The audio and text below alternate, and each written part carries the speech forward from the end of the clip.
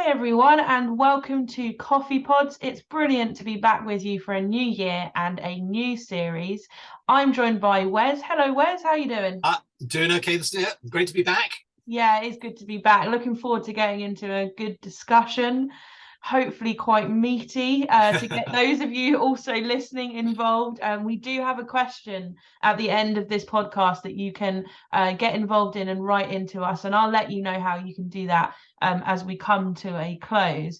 I should probably introduce myself because you might be new to Coffee Pods. If you are, my name is Lisa and I'm on the team here at Acorn along with Wes. So we're starting a new series today, Wes, Yep. and this is going to take us throughout the whole year if all goes to plan. So we've got a podcast on this particular series once a month, and then we're going to be throwing in some big questions in the rest of the month just to keep you all on your toes and hopefully responding to your big questions around Christian healing. But Wes, today, can you just tell us what we're going to be looking at, but also in the grand scheme of things, this whole series that we're looking at, why are we doing it? What do you want to achieve through this? It's a great question because I think one of the things that's dawned on me as we link this to some of the other bits of Acorn's reality, Lisa, is this, that very often in the area of healing, we're trying to find God, we're trying to find something about how God is and what he is that we think is different to the way that he normally is. So, we're very happy with, the idea that God's in church on Sunday, maybe we are, or that even if we aren't a person of institutional faith, we're not connected to a church or anything else for that matter, we sort of tend to have a way of thinking, well, God is like this, if he exists, this is the way he is. But of course, in the realm of physical healing or healing of anything, we tend to think that means God's got to act in a very special way because he's not normally like that. Yeah. And so this series is about saying, no. Actually, healing is the way that God normally is. And the fact that in a sense, we're discovering that anew in our generation and whatever. This has been going on throughout all of church history. And what I say to church leaders is healing didn't begin with the church. Yeah. Actually, it was an idea and a dream and a longing in God long before we ever got there. And so part of the thing of this podcast is to I guess, realign our understanding to say we're not trying to get God to behave in an unusual way for him, because actually this is what he's like all the time. Yeah. And so how do we journey into that? Okay, this sounds good. And as you touched on really quickly there, if you do want to dig deeper into this, those of you who are listening, we also have created a little package so that if you were to go to the Acorn Christian Healing Academy or Acorn Christian Live, which is over on YouTube, along with your Healing Hub, the topics all linked together month by month. So that you can, as I say, dig a little deeper. But Wes, I've got a question for you first up. Okay. You've mentioned that, this is nothing, or we almost expect God to do something special when it comes to, healing, physical healing. Why are we only discovering it now that this is who God is? Why is that a sensible question? Yeah. No, it's great. And in a sense, each generation in church, each season that we're in, we all come to this, afresh in a sense. But of course, this has been all the way through church history, and we'll come to that later on during the year. But I think it's because we have separated the fact that God is present with us, that we've grown up with the idea, and we got it a little bit out of Greek philosophy and Greek mythology, that God was the sort of person who, having started the world, sort of got bored and went off to find something more interesting to do. And every now and again, he just looks at us and thinks, yeah, well, whatever, But actually, the God of the Bible, the God that the Old and New Testaments reveal is somebody who's intensely involved in the reality of human life and human existence. It's just that we don't we don't include him in it. We don't give him access to it. We think that God's sort of somewhere else. And so, you know, the idea of science and whatever, and I'm not anti-science at all, because actually I think science sort of explains some of the things that God does in a wonderful, wonderful way. But the idea is that if you're ill, you will very naturally go to your doctor or take a paracetamol, and because that's the realm that healing is in. But actually, it's not the realm that God's in. And I want to say, really? Because actually, that's not historically the faith of the church, or even actually, funnily enough, the faith of the Jews as revealed in the Old Testament.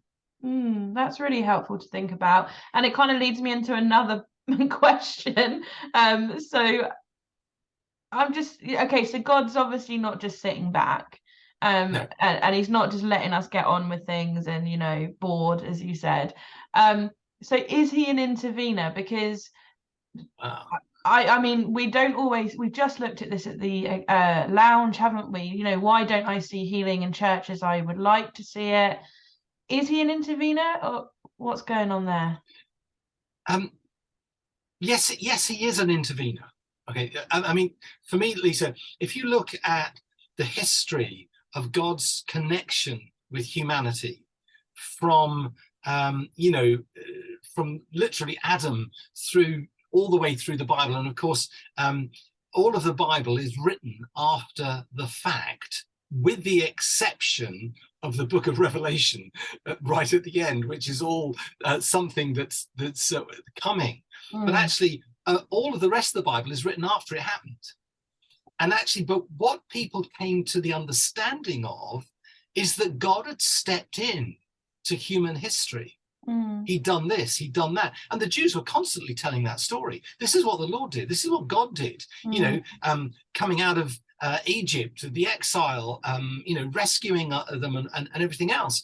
And actually, as you go through into the New Testament, you see their story is that Jesus came and he intervened.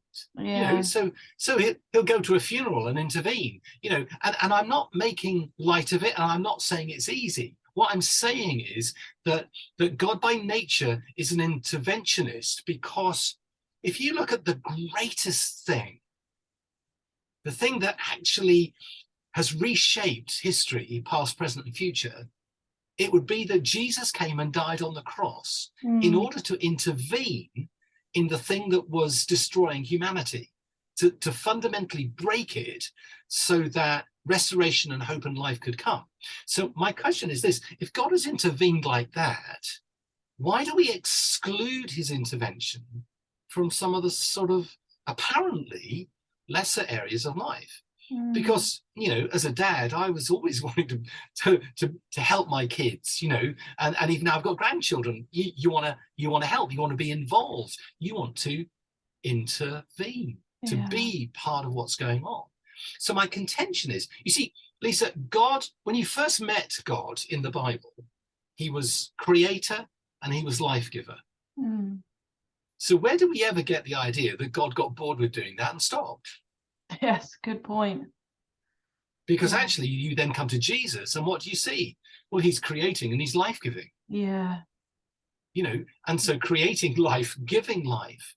And so my thing is, in a sense, maybe it's the church that we stopped believing that God wanted to get involved.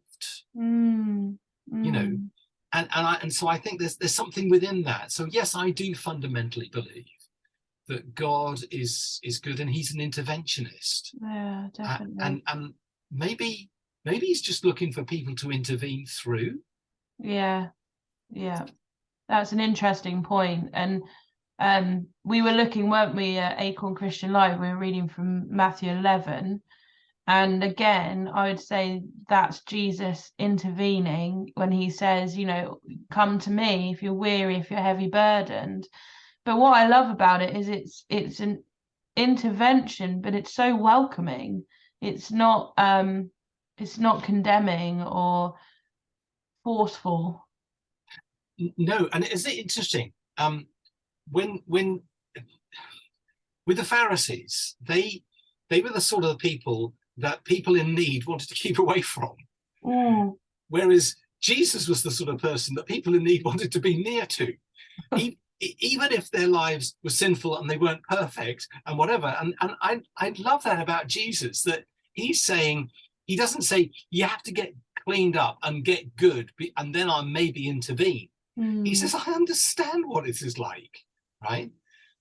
But you can come and let God intervene in your life and let him be the creator life giver. Let him be the one who brings back to you that place of shalom. Yeah, definitely. And I've heard you speak before about the reality of two worlds. You know, like we can't, and what that reminds me of is the flesh and the spirit. When we read about that and we learn about that, what's this about, and how does it fit into the ministry of Jesus? Well, I mean, it's really interesting, isn't it? Because we encounter two worlds in quite a number of different ways. For instance, we do have the world between the spiritual world and the physical world. So people would be used to that, you know. So people have said to me, I don't believe anything that I can't touch, taste, see, hear, or smell, or I can't measure, you know. And so the realm of faith, you know, and I'd love to ask people who call themselves atheists or agnostics, when you hear the word faith, what do you think about? You know, and often they'll say, well, I think about people who believe things that aren't true. And I'd say, I think it's deeper than that, actually. But the physical world and the spiritual world, absolutely. But actually, for us, we live in two other worlds as well, which is, in a sense, the things that we perhaps would be tempted to sing and say on Sunday in a service, you know, that God is mighty and that he's present and whatever. But actually, as soon as we leave the building, we live a different set of beliefs, which says I'm on my own and I've got to fix this myself. And God isn't interested. And so in a sense, Jesus understood the two worlds. He understood that people were in the world of the physical, but he came from that realm of the heavenly, if I put it that way. For you. Okay. But he also understood that there was the two worlds of the Pharisees and the religious thing, and yet there was also then the other world that he inhabited, which was relationship with the Father. Yeah. Wow. So there were two clashes: the religion of apparent faith, but of relationship with the Father. And so what I wanted to say in this series, and certainly in the things we've been talking about today, is that I'm not talking about shooting your brains out, but I'm just talking about being open to the fact that God does and can do more. Yeah. But sometimes maybe it's because we're limiting him. Yeah. And so we set out to invite him to intervene. Which can be quite a risky prayer, can't it? Oh, every time. Although, you know, I've noticed that people who perhaps would not align themselves with institutional religion are often much more open to taking the risk of God being invited to intervene than perhaps those who perhaps have been in churches or whatever for a long time. One of my mates, a guy called Steve, he says the trouble is if God intervenes, then everything changes. And he's absolutely right. Yeah, absolutely. Brilliant. Why don't we leave it there for this week? So that we can sorry, not this week, this month. We can come back next month. And as I said before, we will be taking a look at some of your big questions this month as well at CoffeePods. But we thought we would leave you with a question. And this is something we do at the Acorn Christian Healing Academy, and it's completely optional, but we love to get your responses. When you do respond, we also respond back to you. So it's quite a level of engagement. But here's a statement. We're fine with funerals. We're comfortable with counsel. and we're fearful of physical healing. So we're fine with funerals, we're comfortable with counsel, but we're fearful of physical healing. Do you agree? I suppose is the first thing. But why is this? If you do or you don't agree, why do you think this is? Why are we fearful of physical healing? And so you can just write into us at info@acornchristian.org. It can be some bullet points, but please no more than 250 words, because Wes or I need to read it and also respond. So please do send that through to us if you would like to engage further. It's been wonderful to be with you, to share this time with you. And Wes, thank you so much also for your input. And we'll catch you next time. Bye-bye.